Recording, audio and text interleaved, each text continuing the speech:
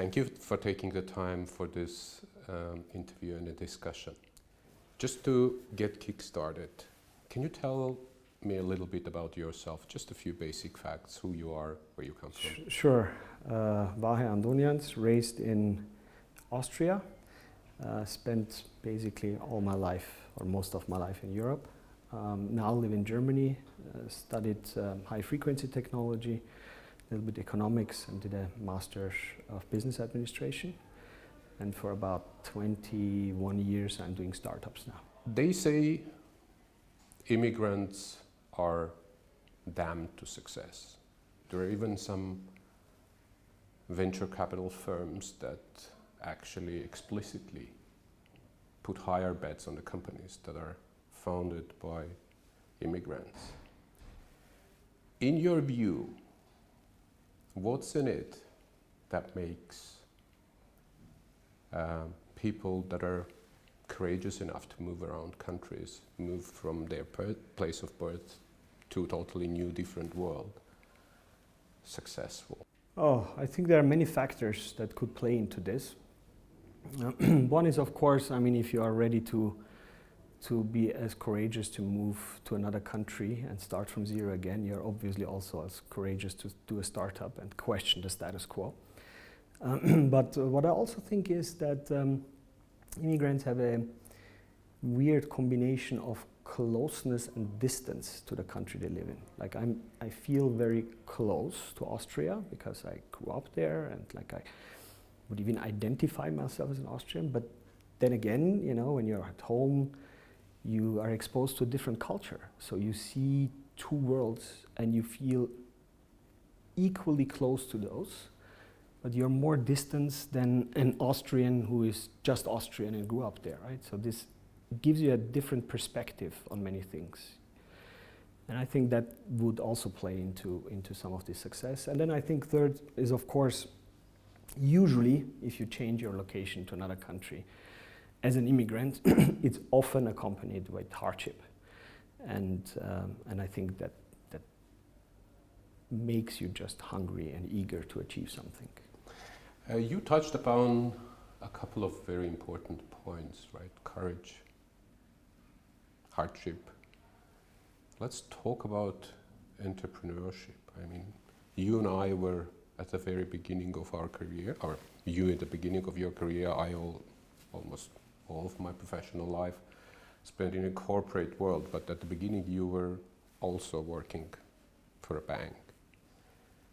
What was the triggering event? Why did you suddenly decide to move away from a safe and warm and beautiful, nice office building to wild waters of entrepreneurship? I think for me personally, it has always been to be able to do an impact. Right? I think if you work in a large company, obviously the company itself has probably an impact on its environment and maybe even a global impact. But your personal contribution to that is usually not that important or not that big. Let's take in my humble opinion, the biggest genius, right? Steve Jobs, right? Even when he passed away way too early, unfortunately, Apple continued, right? Like even the person who founded it, who saved it twice in his life, who created the largest company in the world, was replaceable in such a environment. So basically, if you go to work and work for a large bank, which was a very great experience. I had a very good leader, George was his name, Georg. I learned so much from him. It was really great. But at the same time, you feel like replaceable and almost, in a sense, I don't want to say useless, but you almost feel like it. And then if you do a startup, everything depends on you.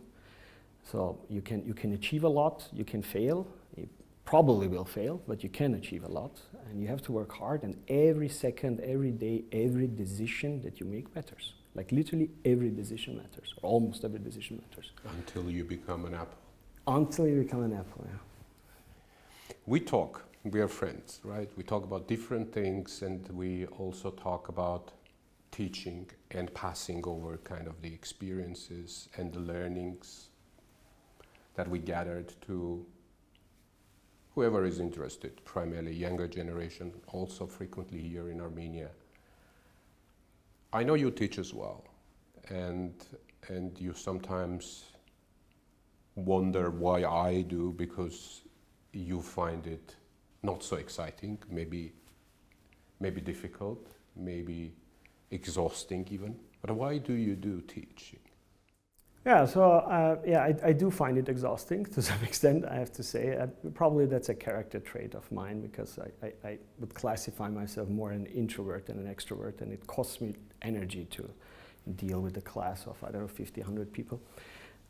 Why do I teach? Because of two reasons. So first, I am very thankful for the path that the Frankfurt School of Finance and Management went with me. They're a great institution, a great university.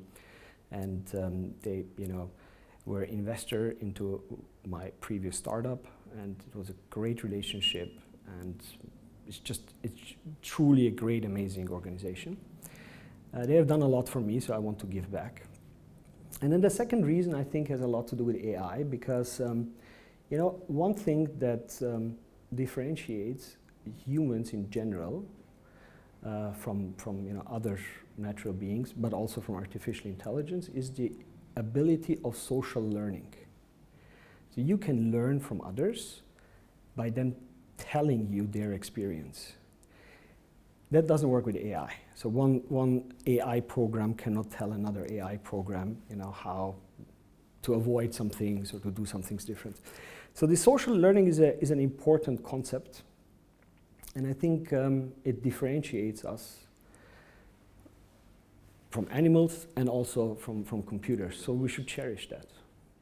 That resonates quite well with what I think, because every time I enter a room and I talk about the agenda or what we're going to kind of discuss in a particular training session or learning, I always start with, I'm not here to teach you. I'm here to pass over my experience. What you need to know, you can get everywhere. We hand over our past experiences. Would you agree? Yes, absolutely. I think that I think that's actually another important part of being human is consciousness, right? And consciousness is just this weird combination of a lot of information, which is very specific, but then integrated in a very global way in your brain, right? So it's much more about the experiences you made than about the hard fact knowledges that you know, because the facts that you know are really accessible for almost anybody through Wikipedia and others. Exactly. But the experiences is different, right? It's so I think I very much agree with you. And they help to remember. Absolutely, yes. It's almost impossible, right? So one of the pillars of human learning is, of course, attention, and in a setting where you share your experience, you raise attention in a much deeper level than just reading a Wikipedia article, for example. So I think it is very important. Yeah. Now let's talk. You mentioned AI. Let's talk about the AI. You are an AI scholar. You're doing some research in the AI field, and your business is in the area of AI. We're going to talk about that later. But studying high-frequency electrical engineering or technique, right? How did you end up being in AI, right? What was the path of? I mean, it happened very naturally. So you just stumbled into this technology, basically. I needed it in two of my previous startups, so that's why I got deeper and deeper into it. But I also I give it a huge importance. So I think that AI is really important for us. In terms of what we can achieve with AI, especially with the latest technology, deep learning, is we can teach computers to understand humans better. And I think that's very important. Understand not in the sense of understand why a human does a decision. That we're very far away of this, even if we even achieve it or not is questionable. But basically live in a human world. And I think this is really important, because the last 40, 50 years, we have changed our world so that computers fit in our world. right? We changed the way we create documents, we created forms, we created APIs, we created XML documents, JSON documents, all these things, right? Why did we do it? Because computers were not able to understand a letter. We're not able to understand what they would call an unstructured document, right? So we changed our world to allow computers to fit into this. And I think that's sad, actually, because there's nothing more empowering than just an empty page, an empty piece of paper with a pencil. It's a canvas that can be used for so many different things, right? And then limiting it through making a JSON out of it or an Excel document out of it is a huge limitation, and we shouldn't live with it.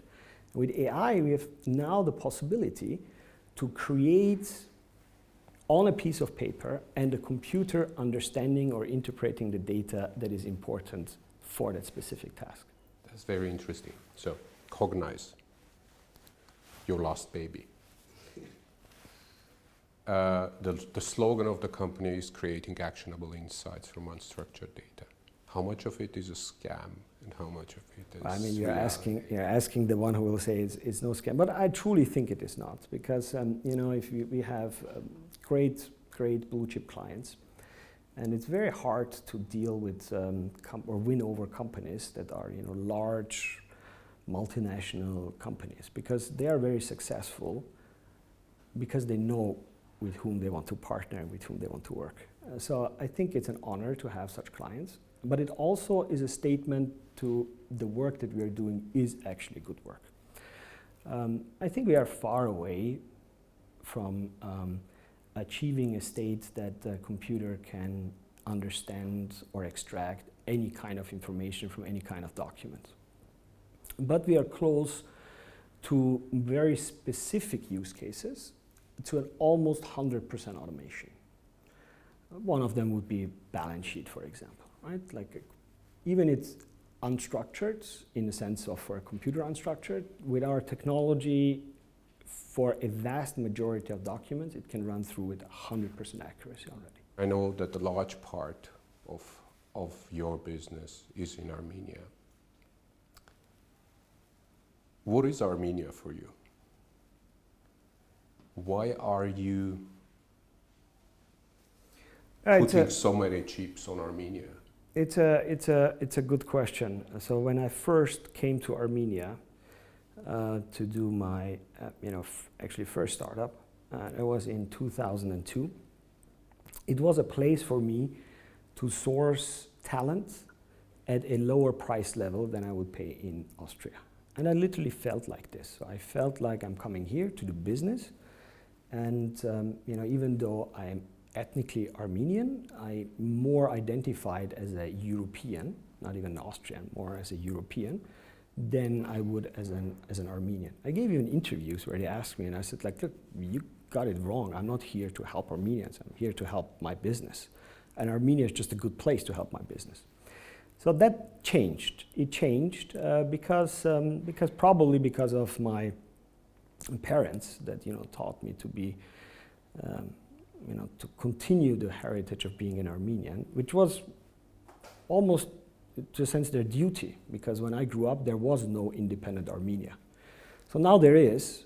So the relationship between diaspora changes, of course, but back then you could say it was the duty of every Armenian to continue the culture, religion, language, everything Armenian basically. So they did that, and they did, I assume, a great job. So over time I identified more and more as an Armenian, and now I would 100% say I am an Armenian. Right? So when you tell your non-Armenian friends, come to Armenia, this is a great place to be and great place to stay, what are the 2-3 key things that you highlight to them? I mean, what will they find here? I think one of the biggest things is it's a vibrant city, Yerevan. It's a vibrant city. A lot is happening. It's very fast.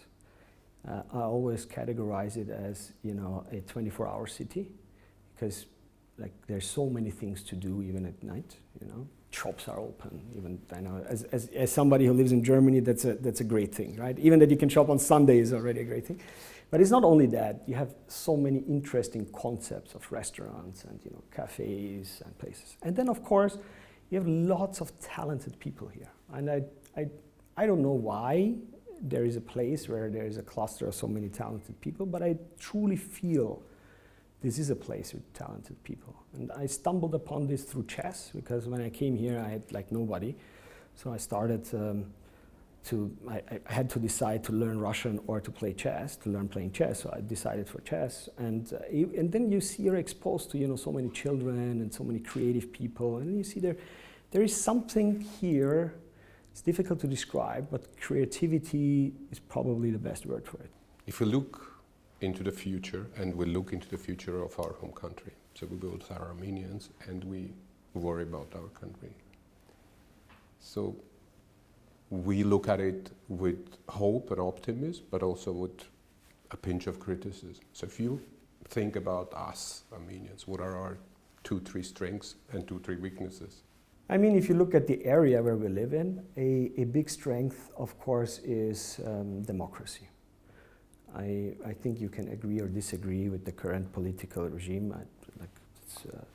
I don't want to discuss specific people, but what we can establish is that this is a democratic country, continuing the core values of democracy. I think that is really true for this country, and it is not so true for many of our neighboring countries. The democracy brings a degree of freedom with it, which is a necessary precondition for democracy, and and that pays off. I mean, if you just look at how many people came back to live in Armenia with Armenian heritage, but also with Ukrainian, Russian, Belarusian, and so on, who left their country, came here, settled here in the last couple of weeks, months, right? Because this is a free country. So democracy can work, and it works, and Armenia is a bright example for that. So I think that's our strength. Our weakness is, of course, and this is a little bit of a tough issue, because I don't know how well it would resonate with the listeners, but I grew up in Europe, right? And Europe is the continent with the most wars. Like if you go all the way till 1945, I think it's hard to find 20 years where there hasn't been a major war, okay? Germany and France being, great examples permanently in war, right? And at some point, I think it was 1951, Robert Schuman came up with the plan. So it was, let's combine a couple of countries and understand why are we fighting that much. And we're fighting because basically in one part is steel, and in the other part is like iron ore, and the other part is coal. And you need these two things, right?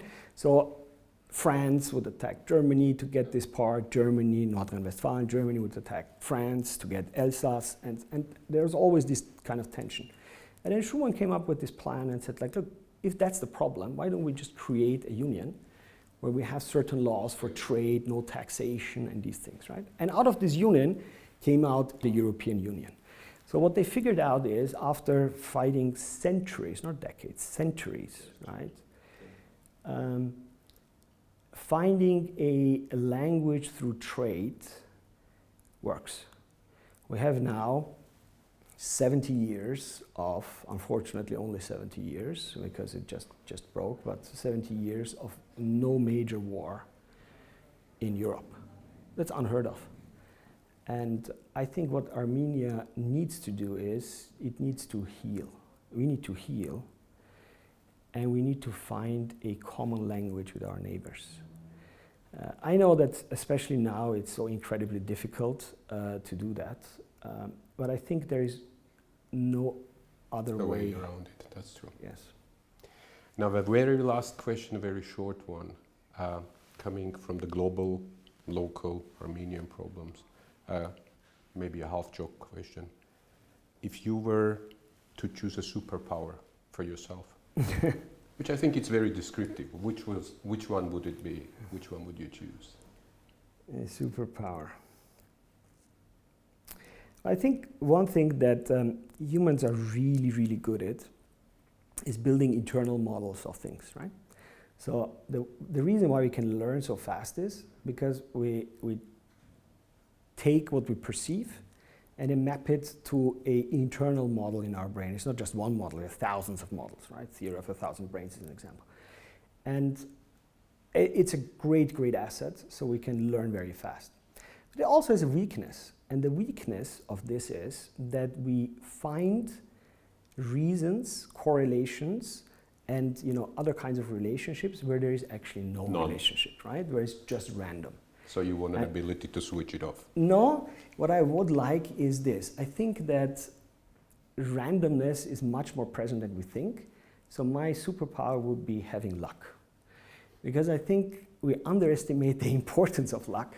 I have been incredibly lucky, so maybe it is my superpower, I don't know. I've been incredibly lucky with my family, my wife, and everything actually. But if I would choose a superpower, I think it would be just being lucky. So I wish you lots and lots of luck. Thank you very much, Vahe. Thank you very much. Thank you.